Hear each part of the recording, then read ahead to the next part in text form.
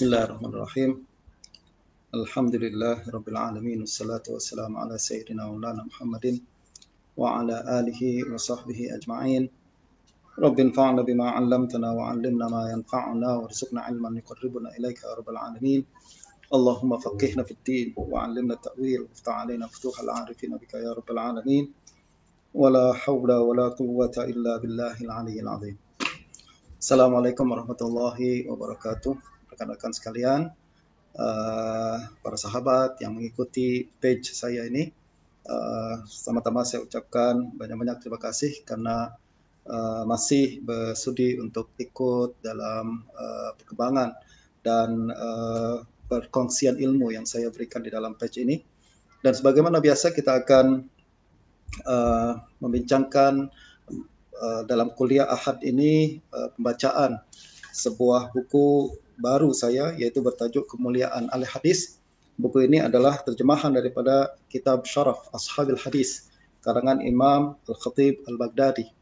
Dan pada kesempatan kali ini saya ingin berkongsi kepada para sahabat sekalian berkenaan dengan satu perbahasan di dalam buku ini yang mudah-mudahan boleh bermanfaat untuk meningkatkan pengetahuan kita berkenaan dengan hadis Nabi dan juga memberikan kita motivasi untuk ikut dan mengamalkan setiap sunnah dan hadis Nabi Sallallahu Alaihi Wasallam. Dalam kesempatan kali ini saya memilih perbahasan berkenaan dengan pandangan yang mengatakan bahwa abdal dan wali adalah ahli hadis, yaitu bagi siapa yang memiliki buku saya Kemuliaan Ahli Hadis, boleh buka muka surat 47. Muka surat 47. Imam Al-Khatib Al-Baghdadi mengatakan, pandangan yang mengatakan bahwa abdal dan wali adalah ahli hadis. Beliau berkata, Abul Husain Ibnu Abil Hasan Al-Warraq mengkhabarkan saya. Abdullah bin Utsman As-Saffar mengkhabarkan kami. Beliau berkata, Abu Bakar Muhammad Ibn Al-Abbas Ibn Al-Walid Ibn Mahdi As-Sa'iq memberitahu kami. Saleh bin Muhammad Ar-Razi, apabila ditanya seseorang, beliau mengatakan, sekiranya ahli hadis bukan abdal, maka aku tidak tahu siapakah abdal. Beliau turut berkata, ini ialah ucapan Yazid ibn Harun. Beliau menyebutkannya daripada Sufyan Ats-Tsauri. Kita berhenti sekejap untuk menjelaskan kandungan daripada ucapan tersebut. Para sahabat sekalian yang dirahmati Allah Subhanahu wa taala, Imam Khatib Al-Baghdadi dalam kesempatan kali ini sekali lagi saya ingin mengulang semula bahwa motif utama daripada penulisan buku Syaraf Ashabil Hadis adalah ingin menunjukkan dan mengangkat darjat al-hadis yang pada saat itu tengah menghadapi banyak fitnah dan banyak perusakan image yang dilakukan oleh kalangan-kalangan tertentu. Dan pada kesempatan kali ini juga Imam Khatib Baghdadi ingin menunjukkan pada kita bahwa al-hadis adalah wali Allah Subhanahu wa taala. Al-hadis adalah wali Allah Subhanahu wa taala. Dan sebagaimana di dalam hadis Nabi sallallahu alaihi wasallam, baginda Nabi sallallahu alaihi wasallam dalam hadis riwayat Imam Bukhari daripada Abu Hurairah radhiyallahu anhu bahwa Nabi sallallahu alaihi wasallam meriwayatkan ucapan firman Allah Subhanahu wa taala yang berbunyi, "Man 'adali waliyan faqad azantuhu bil harb." Siapa yang menyakiti wali aku, maka sungguh aku akan menyatakan perang ke atasnya. Nah, justru apabila Imam Al-Khatib Al-Baghdadi membuat bab ini, beliau mengkaitkan dengan hadis Nabi Sallallahu Alaihi Wasallam tersebut. Jadi siapa yang mereka adalah kalangan ahlul hadis, mereka adalah wali Allah, dan wali Allah adalah kesayangan Allah Subhanahu wa taala. Siapa yang memusuhi mereka sama saja dengan memusuhi Allah Subhanahu wa taala. Sebaliknya, siapa yang bersama-sama dengan mereka dan ikut serta dalam kalangan mereka, maka mereka adalah merupakan kekasih Allah Subhanahu wa taala. Nah, untuk itu beliau menyebutkan beberapa riwayat, teman-teman, untuk membuktikan dakwaan beliau bahwa ahlul hadis adalah wali Allah Subhanahu wa taala yang mesti dijaga hak mereka, yang mesti dibantu mereka dan tidak boleh dimusuhi. Dan riwayat pertama beliau riwayatkan daripada seorang perawi bernama Saleh ibn Muhammad Ar-Razi. Apabila ditanya seseorang, beliau adalah seorang ulama besar, seorang ulama ahli hadis dari negeri Rai pada hari ini adalah Iran, lalu menetap di Baghdad. Imam Daruqutni menilai beliau, Saleh ibn Muhammad ini, sebagai perawi yang thiqah, Beliau turut terkenal sangat rajin membaca Al-Quran. Ini jadi yang kita nak bincang sedikit berkenaan dengan siapa Saleh bin Muhammad Ar-Razi ini, yang dinukil ucapannya oleh Imam Al-Khatib. Kata Imam Ad-Darqutni, beliau sangat terkenal, beliau adalah perawi yang thiqah. Beliau turut terkenal sangat rajin membaca Al-Quran, dan beliau berkata, aku telah mengkhatamkan Al-Quran 4.000 kali. Masya Allah, sepanjang hidup dia selalu membaca Al-Quran, dan beliau kira setiap kali khatam, beliau kira berapa kali khatam, hingga beliau meninggal dunia, beliau mengatakan, saya telah mengkhatamkan Al-Quran selama 4.000 kali. Ini pun sebelum kita bincang berkenaan dengan ahli hadis sebagai wali Allah, kita nampak daripada tarjamah atau biografi tokoh-tokoh hadis sendiri, kita boleh nampak bahwa mereka betul-betul wali Allah Subhanahu wa taala yang sangat rajin ibadah, yang punya kedudukan tinggi di sisi Allah Subhanahu wa taala, dilihat daripada bagaimana perjalanan hidup mereka, bagaimana ibadah mereka dan lain sebagainya.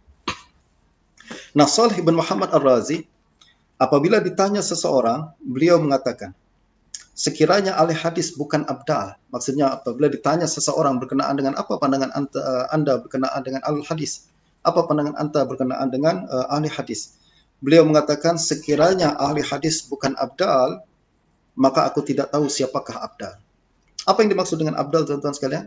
Abdal, tuan-tuan, adalah sebuah istilah khas yang sering digunakan oleh para ulama di kalangan salaf dahulu untuk menunjukkan bahwa mereka, abdal adalah satu kumpulan daripada wali Allah Subhanahu wa taala yang mana kedudukan mereka sangat tinggi dan sangat dihormati.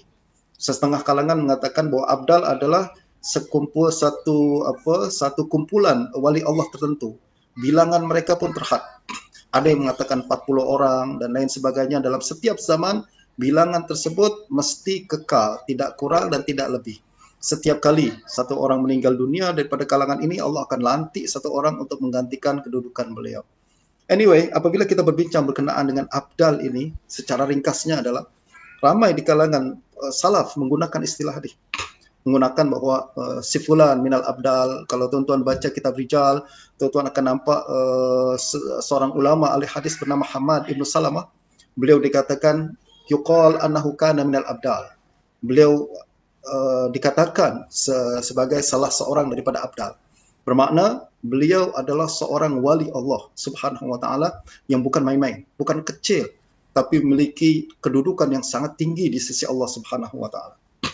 Nah, Saleh bin Muhammad Ar-Razi mengatakan, sekiranya ahli hadis bukan abdal, maka aku tidak tahu siapakah abdal.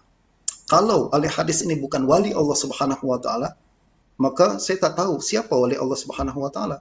Sebab mereka itulah wali Allah. Kalau bukan mereka wali Allah, maknanya tak ada wali Allah Subhanahu wa taala. Lalu Saleh bin Muhammad Ar-Razi berkata, ini adalah ucapan Yazid ibn Harun. Beliau mengatakan, ini bukan pandangan saya seorang yang mengatakan bahwa ahlul hadis adalah abdal. Tapi ini adalah ucapan Yazid ibn Harun. Yazid ibn Harun, tuan-tuan, adalah seorang perawi hadis yang sangat hebat di Baghdad pada abad ke-3 Hijrah, akhir abad ke-3 Hijrah, betul. Dan beliau memiliki hadis yang sangat banyak dan murid yang sangat ramai di Baghdad pada saat itu. Karena ramainya murid Yazid ibn Harun, bahkan Khalifah Al-Ma'mun pun segan dengan dia. Dikatakan, tuan-tuan, kita sama-sama kalau kita belajar kenaan dengan sejarah Islam, kita akan tahu ada satu event dalam sejarah Islam yang bernama, yang disebut sebagai Mihnah Khalqil Quran. Mihnah Khalqil Quran adalah di mana Khalifah Al-Ma'mun mengambil pandangan Mu'tazilah bahwa Al-Quran adalah makhluk, kemudian beliau memaksa seluruh rakyat untuk mengambil pandangan itu juga. Siapa yang menolak akan dihukum, sama ada dibunuh, sama ada di penjara. Kalau dia seorang ulama, dilarang untuk mengajar. Kalau dia punya seorang jawatan sebagai qadhi, hakim dan lain sebagainya, maka jawatan itu pun dilucutkan daripada dia. Nah, Al-Ma'mun, tuan-tuan, semula beliau tidak berani untuk melaksanakan mihnah ini selagi mana Yazid ibn Harun masih hidup. Beliau mengatakan sendiri di beberapa menteri-menterinya, beliau mengatakan, sekiranya Yazid ibn Harun sudah meninggal dunia, saya akan paksa seluruh manusia untuk ambil pandangan Mu'tazilah. Justru ini kedudukan nih kita nampak bahwa Yazid bin Harun bukan setakat ulama, tapi juga ulama yang sangat disegani, bukan hanya oleh akar rumput rakyat, akan tapi juga disegani bahkan oleh khalifah yang memiliki kekuasaan yang sangat hebat. Dan hanya selepas Yazid bin Harun meninggal dunia, Al-Ma'mun baru kemudian berani melaksanakan melancarkan polisi yang kita sebut sebagai Mihnah Khalqil Quran. Dalam kesempatan lain kita akan bincang perkara tersebut. Dan sekarang ini, kata Saleh bin Muhammad Ar-Razi, ini bukan pandangan saya, bahwa alul hadis adalah abdal. Akan tapi ini adalah pandangan Yazid ibn Harun, dan Yazid ibn Harun menyebutkannya daripada Sufyan As-Sauri. Maknanya Yazid bin Harun pun bukan pandangan dia seorang, tapi pandangan ini juga beliau ambil daripada gurunya, yaitu Imam Sufyan As-Sauri. Sufyan As-Sauri tuan-tuan sangat-sangat terkenal. Kalau ada masa kita akan bincang berkenaan dengan kehidupan beliau. InsyaAllah nanti pada kesempatan yang lain. Beliau adalah Sufyan bin Sa'id bin Masruq As-Sauri Abu Abdullah Al-Kufi. Beliau tinggal di Kufah dan meninggal dunia pada tahun 161 Hijrah. Kesimpulannya, sekarang kita nak mengatakan kita berada dalam satu pandangan yang disebutkan berasal daripada Sufyan As-Sauri. Juga pandangan ini dipegang oleh Yazid ibn Harun, dan Yazid ibn Harun pun, pandangan ini pun kemudian dipegang oleh Saleh bin Muhammad Ar-Razi. 3 generasi perawi hadis dan ulama hadis yang sangat hebat dan sangat saleh, mereka sepakat untuk mengatakan bahwa sekiranya ahli hadis bukan abdal, maka aku tidak tahu siapakah abdal. Sekiranya ahli hadis bukan wali Allah, maka saya tak tahu siapa wali Allah. Kita bincang sedikit rekan-rekan sekalian, sahabat sekalian, berkenaan dengan konsep wali Allah dalam kalangan ahlul hadis. Kita sama-sama ketahui tuan-tuan bahwa wali Allah, istilah wali, jamak dia aulia, dia secara bahasa bermakna seseorang yang berada di dalam perlindungan. Wali dia satu kalimat yang boleh bermakna melindungi, pihak yang melindungi, dan juga boleh bermakna pihak yang dilindungi. Dua-dua bermakna boleh digunakan seperti itu. Dan istilah ini disebutkan dalam Al-Quran. Dalam surah Yunus ayat 62, Allah Subhanahu wa taala berfirman, "Ala inna awliya Allahi la khaufun 'alaihim wa la hum yahzanun." Ketahuilah, sesungguhnya wali-wali Allah, wali-wali Allah, maknanya kalangan-kalangan yang berada di dalam perlindungan Allah Subhanahu wa taala, berada dalam penjagaan Allah Subhanahu wa taala. La khaufun alaihim, mereka tak ada perasaan takut. Walahum yahzanun, dan mereka pun tak ada perasaan bimbang. Siapa yang dilindungi Allah, maka tak ada ketakutan dalam hati mereka. Tak ada kebimbangan dalam hati mereka. Takut, tuan-tuan, berkaitan dengan perkara yang lepas. Mereka tak takut lagi berkenaan dengan perkara yang lepas. Apa yang telah mereka lakukan, apa yang sedang dilakukan oleh musuh-musuh mereka, dan apa yang telah makar dan konspirasi yang tengah dilakukan oleh musuh mereka untuk membinasakan mereka. Tak ada ketakutan sama sekali. Sebagai manusia, ya mungkin mereka takut. Sebagai manusia ada ketakutan, ada kebimbangan dan lain sebagainya. Akan tapi sebagai kalangan yang dipelihara oleh Allah Subhanahu wa taala, apabila mereka ingat kepada Allah, tiba-tiba ketakutan itu hilang. Apabila mereka mengingati Allah Subhanahu wa taala dan menyadari kehadiran Allah Subhanahu wa taala, tiba-tiba ketakutan berkenaan dengan perkara yang lepas dan kebimbangan berkenaan dengan apa yang akan berlaku pada diri mereka, pada keluarga mereka, pada harta mereka dan kedudukan mereka misalkan, tiba-tiba semua takut, semua hilang begitu saja, dan berganti dengan ketenangan dan kedamaian bahwa Allah Subhanahu wa taala ada. Allah Subhanahu wa taala melihat, Allah Subhanahu wa taala tahu, dan Allah Subhanahu wa taala merancang perkara yang lebih baik untuk saya di masa akan datang. Dan sifat seperti ini Allah Subhanahu wa taala sebutkan hanya dimiliki oleh kalangan yang disebut sebagai aulia Allah. Kalangan yang disebut sebagai wali Allah, orang yang selalu berada dalam jagaan Allah. Pada masa yang sama mereka pun menjaga kewajiban mereka sebagai hamba Allah Subhanahu wa taala. Nah, ayat ini kemudian tuan-tuan dilanjutkan dengan menjelaskan sifat-sifat yang menjadi kriteria utama bagi seorang wali Allah Subhanahu wa taala. Seolah-olah ayat ini seolah-olah ingin mengatakan kepada kita bahwa ya, wali Allah memang seperti itu sifat mereka, yaitu tak ada ketakutan, tak ada kebimbangan, mereka selalu dijaga Allah Subhanahu wa taala. Mungkin sesetengah orang akan mendakwa bahwa saya adalah wali Allah. Saya yang dimaksudkan dengan ayat tersebut. Boleh jadi ya, boleh jadi tak. Kalau mereka memenuhi syarat-syarat yang disebutkan dalam ayat berikutnya, yaitu ayat yang ke-63, maka mungkin Anda adalah wali Allah Subhanahu wa taala. Tapi jika Anda tidak memenuhi syarat-syarat yang disebutkan dalam ayat berikutnya, maka dakwaan itu sekedar hanya dakwaan saja. Dia adalah dakwaan kosong yang tak ada makna sama sekali. Mari kita tengok apa ayat selanjutnya mengatakan, tuan-tuan. Allah Subhanahu wa taala menyebutkan allazina amanu wa kanu yattaqun. Allazina amanu wa kanu yattaqun. Wali Allah Subhanahu wa taala adalah allazina amanu, mereka yang beriman. Wa kanu yattaqun, dan mereka juga bertakwa. Ayat ini menyebutkan dua sifat utama wali Allah Subhanahu wa taala. Yang pertama adalah amanu, beriman, dan yang kedua adalah bertakwa, wa kanu yattaqun, bertakwa. Iman pertama, takwa kedua. Apa yang dimaksud dengan iman dan apa yang dimaksud dengan takwa? Apa beza dua istilah ini? Kita merujuk kepada seorang pakar tafsir Al-Quran, yaitu Al-Imam Fakhruddin Ar-Razi. Al-Imam Fakhruddin Ar-Razi, dalam kitab beliau yang sangat hebat berkenaan dengan tafsir, yang terkenal dengan sebutan Tafsir Fakhruddin Ar-Razi, beliau mengatakan bahwa allazina amanu, secara ringkasnya, allazina amanu, iman di sini merujuk kepada aspek akidah. Aspek akidah. Allazina amanu, syarat utama seorang wali Allah Subhanahu wa taala adalah memiliki akidah yang sahihah. Memiliki akidah yang sahihah.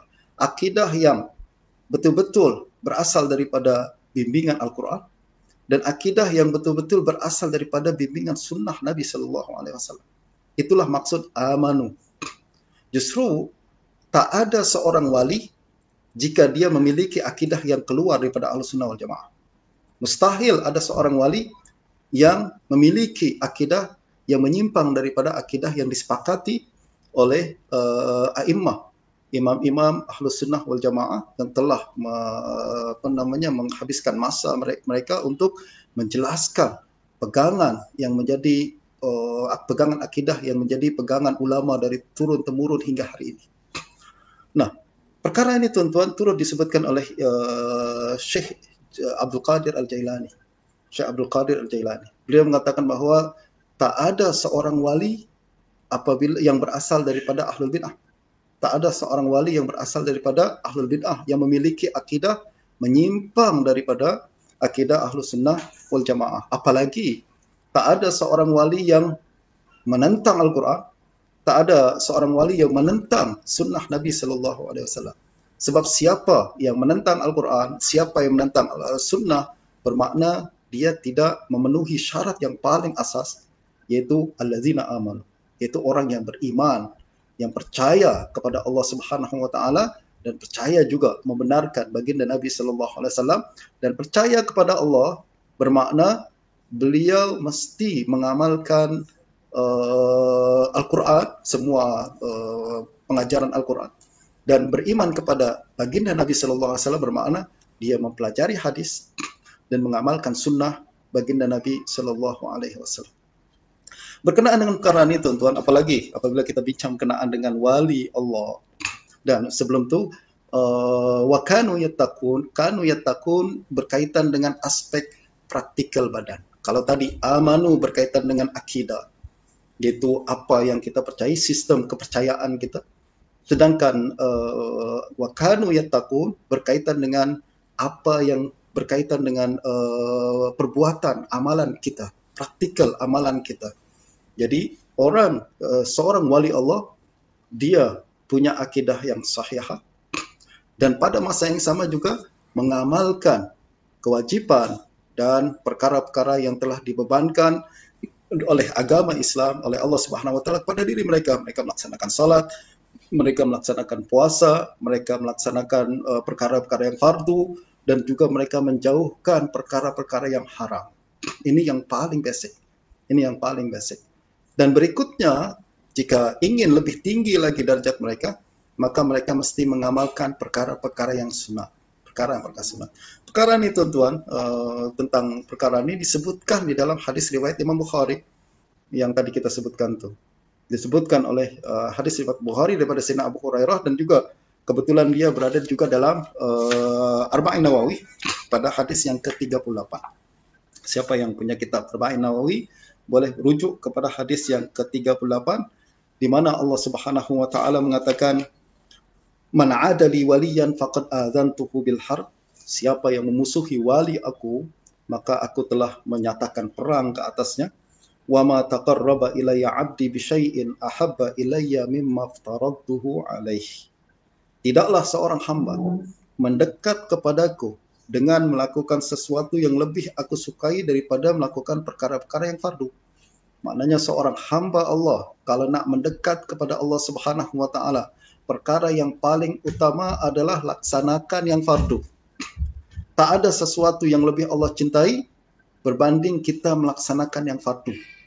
Jangan lakukan perkara-perkara yang lain dulu sebelum kita lunas perkara yang fardu terlebih dahulu.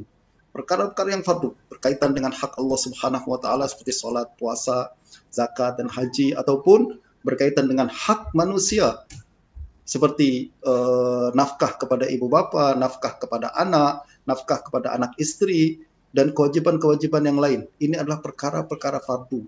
Dahulukan perkara yang fardu sebelum kita melaksanakan perkara-perkara yang sunat. Tak ada sesuatu yang lebih Allah cintai berbanding kita melaksanakan yang fardu terlebih dahulu. Dan setengah manusia kadang, ada setengah orang yang saya nampak rajin sangat melakukan perkara-perkara yang sunat, bahkan melakukan perkara yang bukan hanya sunat tapi mustahab atau perkara-perkara yang digalakkan saja. Tapi pada masa yang sama tidak mengambil kisah berkenaan dengan perkara-perkara yang fardu. Perkara-perkara yang fardu tuan-tuan terlalu banyak untuk disebutkan pada kesempatan kali ini. Saya pernah menulis, menerjemahkan buku Al-Arba'un At-Tusiyah, 40 hadis At-Tusi, dan saya terjemahkan sebagai 40 hadis fardu ain. Sebab menurut saya hadis-hadis tersebut berkenaan dengan perkara-perkara yang fardu dilaksanakan oleh seorang mukmin, dan kita kena memantapkan diri kita dengan perkara-perkara yang fardu terlebih dahulu yang disebutkan dalam kitab tersebut, barulah kita boleh berbincang tentang perkara-perkara lain yang mungkin sunat, mustahab, fadail dan lain sebagainya. Nah, kata Allah Subhanahu wa taala dalam hadis yang berikutnya, "Wa ma yazalu 'abdi yataqarrabu ilayya bin nawafil hatta uhibbah." Dan seorang hamba akan terus mendekat kepadaku. Jadi selepas melakukan yang fardu, dia laksanakan yang sunat. Dengan melaksanakan sunat, fungsi sunat ini adalah semakin mendekatkan diri kita kepada Allah Subhanahu wa taala. Jadi semakin mendekatkan diri kita kepada Allah Subhanahu wa taala. Hatta uhibbah, sampailah dia sampai kepada satu derajat disebut derajat mahabbah, sangat dicintai oleh Allah. Jadi syarat untuk dicintai oleh Allah Subhanahu wa taala adalah pertama melaksanakan yang fardu, yang kedua memperbanyak perkara yang sunnah. Kalau kita sudah melaksanakan dua perkara ini, kita akan sampai kepada satu derajat hatta uhibbah, sehingga aku mencintainya. Dan orang yang dicintai oleh Allah ada sifat-sifat tertentu. Fa idza ahbabtuhu kuntu sam'ahu alladhi yasma'u bih. Kalau aku sudah cinta kepada seorang hamba, maka aku akan menjadi pendengaran yang dia gunakan untuk mendengar. Bermakna pendengaran dia tuan-tuan dah tak boleh lagi terima perkara yang haram. Dah disaring dengan saringan Allah Subhanahu wa taala, dah tak boleh lagi melakukan perkara-perkara yang menerima perkara-perkara yang jangankan yang haram, makruh pun dia tak senang hati. Saya teringat tuan-tuan berkenaan dengan seorang ulama, dan ini adalah berkaitan dengan hadis juga, seorang ulama hadis dari Syam, yaitu Al-Muhadditsul Akbar Syekh Badruddin Al-Hasani, seorang ulama yang sangat terkenal di Syam, di Syria pada abad yang pada beberapa dekad yang lepas. Belum lama, tidak berapa jauh daripada zaman kita nih. Beliau ini tentuan terkenal sebagai seorang yang sangat alim dalam ilmu agama, terkenal juga sangat hebat dalam ilmu hadis sehingga disebut sebagai muhaddisul akbar, muhaddis yang paling ulung. Dan pada masa yang sama beliau juga adalah seorang wali Allah Subhanahu wa taala. Ramai saya sering dengar apabila saya belajar di Syria dan berjumpa dengan murid-murid beliau ataupun berjumpa dengan kalangan yang pernah mengambil ilmu daripada murid-murid beliau. Mereka bercerita bagaimana Syekh Badruddin Al-Hasani inilah seorang yang sangat wara. Dan salah satu sifat Syekh Badruddin Al-Hasani adalah beliau tak suka dengar orang lain mengumpat orang lain di majlis dia. Setiap kali ada orang berbincang tentang orang lain, membincang keburukan orang lain, beliau akan nasihati. Dia kata, jangan cakap. Kalau masih cakap juga, beliau akan bangkit tinggalkan majlis tersebut. Beliau tak boleh tahan kalau ada sesuatu perkara yang beliau dengar dan menyalahi perintah Allah Subhanahu wa taala, bermaksiat pada Allah Subhanahu wa taala. Dan itu adalah tafsiran daripada hadis ini. Kalau orang sudah sampai pada derajat dicintai oleh Allah Subhanahu wa taala, maka pendengarannya telah menjadi disaring oleh Allah Subhanahu wa taala. Dia tak suka dengar perkara-perkara yang haram dan bahkan dia tak suka mendengar perkara-perkara yang makruh. Yang dia suka adalah mendengarkan perkara-perkara yang bermanfaat seperti Al-Qur'an atau ilmu, nasihat dan lain sebagainya. Nah, mungkin kita boleh introspeksi pada diri kita sendiri dan nilai diri kita sejauh mana kedudukan kita dalam perkara ini. Jika kita masih suka lagi dengar perkara-perkara yang haram, maknanya jauh lagi lah perjalanan kita menuju satu kedudukan yang disebut sebagai wali Allah nih. Dan sebaliknya apabila kita sudah merasa tak suka dengar perkara yang haram dan lebih suka mendengar perkara-perkara yang baik-baik sahaja, mendengar ucapan-ucapan yang baik saja, ucapan-ucapan yang memberikan motivasi untuk kita beramal, motivasi untuk kita beribadah, motivasi untuk meningkatkan ilmu, bermakna insya Allah semakin hari semakin dekat kedudukan wali Allah untuk kita capai insya Allah. Dan berikutnya lagi tuan-tuan, kata Allah Subhanahu wa taala, wa basarahu alladhi yubsiru bih, dan aku juga akan menjadi, kata Allah Subhanahu wa taala, aku juga akan menjadi pandangan yang dia gunakan untuk melihat. Bagaimana tadi? Pendengaran, maknanya dia tak boleh lagi mendengar perkara yang haram. Tanda wali Allah yang dicintai oleh Allah Subhanahu wa taala adalah pandangan pun sudah menjadi pandangan Allah Subhanahu wa taala. Dia sudah tak mampu lagi tengok perkara yang haram. Bahkan dia tak mampu lagi melihat perkara yang makruh. Dia tak suka lihat perkara tersebut. Wa yadahu allati yabtishu biha, dan aku pun menjadi tangan yang dia gunakan untuk bekerja. Wa rijlahu allati yamshi biha, dan aku juga menjadi kaki yang dia gunakan untuk berjalan. Maknanya tangan dia hanya digunakan untuk perkara yang baik-baik saja. Setiap kali ingin digunakan untuk perkara yang haram atau makruh, dia tak mampu lagi tangan itu untuk bergerak. Begitu juga kaki hanya boleh berjalan ke tempat-tempat yang baik saja. Adapun ke tempat-tempat yang haram, makruh, dibenci oleh Allah Subhanahu wa taala, macam kaki itu dah tak mampu lagi untuk bergerak ke tempat tersebut. Dan ada tuan-tuan berkenaan dengan perkara ini, ada seorang wali Allah juga di Syam, di Syria. Tapi ini dalam masa yang lebih jauh, yaitu Abu Sulaiman Ad-Darani. Abu Sulaiman Ad-Darani diriwayatkan oleh Imam Abu Nuaim dalam Hilyatul Awliya. Abu Sulaiman Ad-Darani, tentu untuk makluman, beliau adalah seorang wali Allah yang sangat alim, sangat saleh, dan beliau pernah berkata berkenaan dengan orang-orang yang melakukan maksiat. Beliau berkata, hanu alaih walau karumu indahu lamana'ahum minha. Hanu alaihi fa'asauhu walau karumu alaih lamana'ahum minha. Kata Abu Sulaiman Al-Darani, beliau melihat kepada orang yang melakukan maksiat. Beliau mengatakan, orang-orang tersebut adalah orang yang hina di sisi Allah Subhanahu wa taala. Oleh karena mereka memiliki kedudukan yang hina di sisi Allah, Allah membiarkan mereka melakukan maksiat. Walau karumu alai, sekiranya mereka mulia di sisi Allah, la mana'ahum minha, Allah akan menghalang mereka daripada melakukan maksiat. Masya Allah tuan-tuan. Kalau kita rujuk semula kepada diri kita juga, sekiranya setiap kali kita nak melakukan maksiat, semua peluang terbuka lebar untuk kita dimudahkan semua urusan dan lain sebagainya. Dan pada masa yang sama, setiap kali kita nak melakukan ketaatan, ada saja halangan yang menghalangi kita. Setiap kita melakukan hadir dalam majelis ilmu, tiba-tiba ada saja perkara yang membuat kita membantutkan niat kita tersebut, maka mungkin kita belum mencapai derajat yang dicintai dan mulia di sisi Allah Subhanahu wa taala.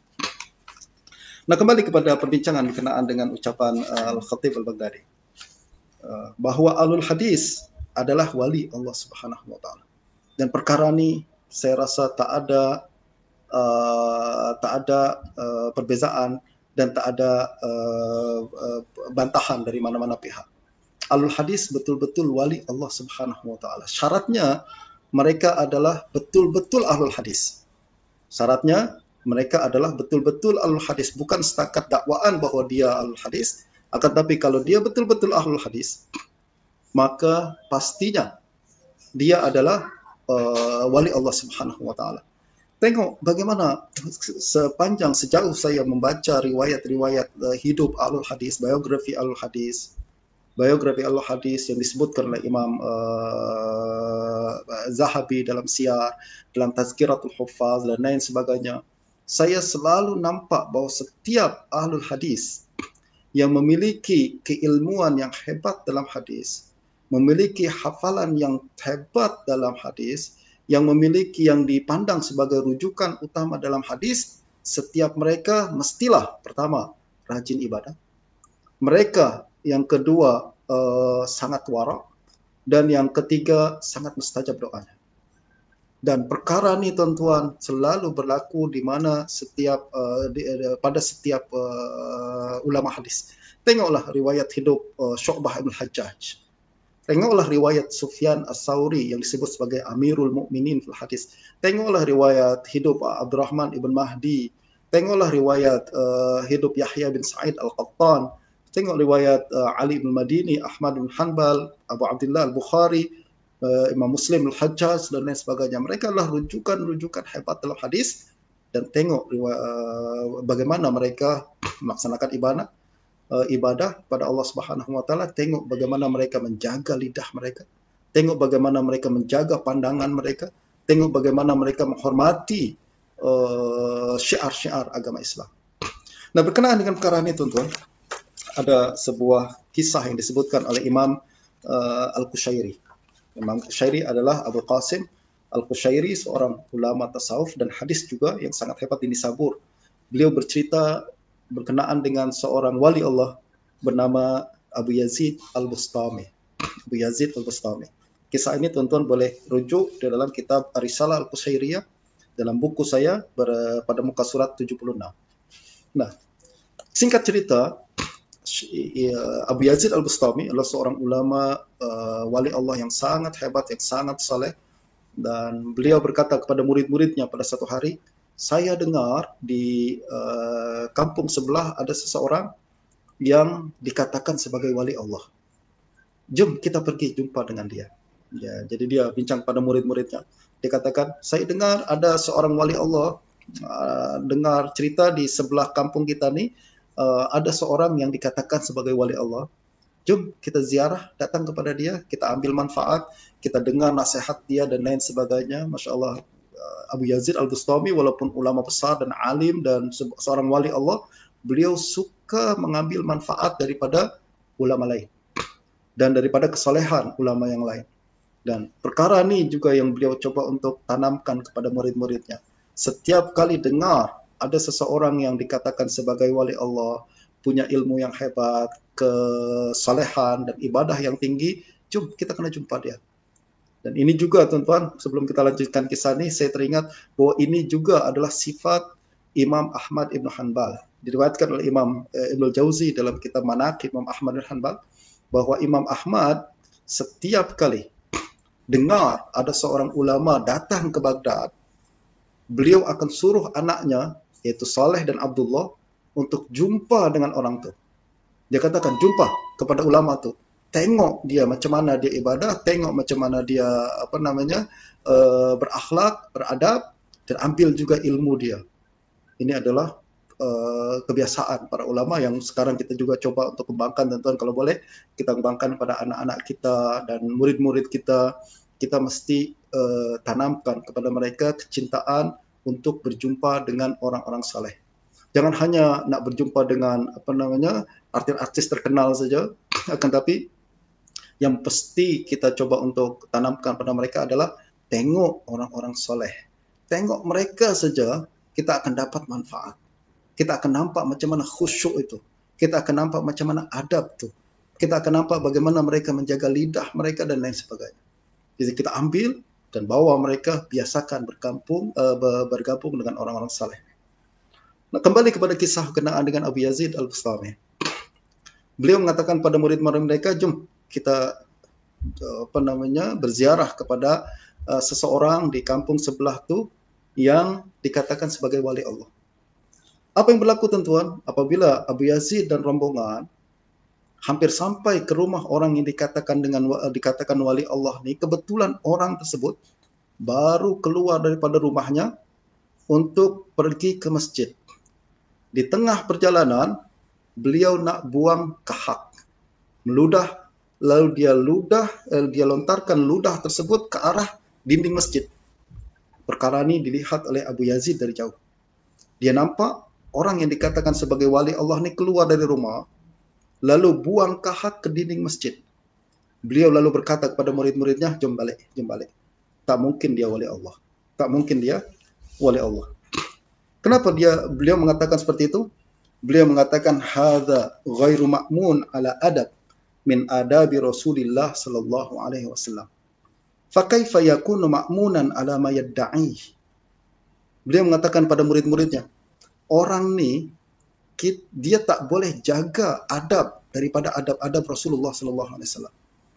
Kita sama-sama tahu tuan-tuan, siapa yang belajar ilmu hadis, tengok Imam Bukhari, Sahih Bukhari dan lain sebagainya, bagaimana baginda Nabi sangat menjaga kebersihan masjid.